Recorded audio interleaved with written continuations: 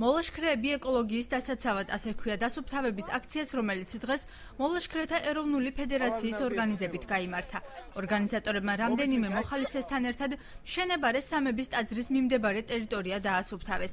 მსგავსი ტიპის აქტივობა მოლაშქრეთა ფედერაციამ ბათუმში დღეს პირველად გამართა. მათი თქმით, იგი მომავალში ყოველი თვის ბოლო შაბათ-კვირას ქალაქის სხვადასხვა უბანსა და გარეუბნებში გაიმართება. ფედერაციამ დასუფთავების აქცია ბათუმის პარალელურად დედაქალაქსა და ქუთაისშიც მოაწყო. სამომავლოდ ახალგაზრდები ნარგავების დარგვასაც გეგმავენ. დღეს მოლაშქრეთა ეროვნული ფედერაციის ინიციატივით ტარდება აქცია მოლაშქრეები ეკოლოგიის დასახმარებლად.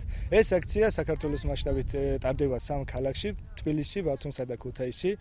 ჩვენი აქციის მიზანი არის შევინარჩუნოთ ბუნება, სუფთა გარემო. ფიქრობ, ყველა უნდა მიიღოს მონაწილეობა ასეთ აქციებში და დაიცვას ბუნება. მოხარული ვარ, რომ დღესდღეობით მე ვიღებ აქ აქციაში მონაწილეობას, სხვაგანაც ბევრჯერ მიმიღია მონაწილეობა ესეთ აქციებში და ახალგაზრდებს მოგიწოდებთ, რომ ესეთ აქციებში აუცილებლად მიიღოთ მონაწილეობა, რადგან საქართველოს საერთოდ ჭირდება ესეთი აქციები.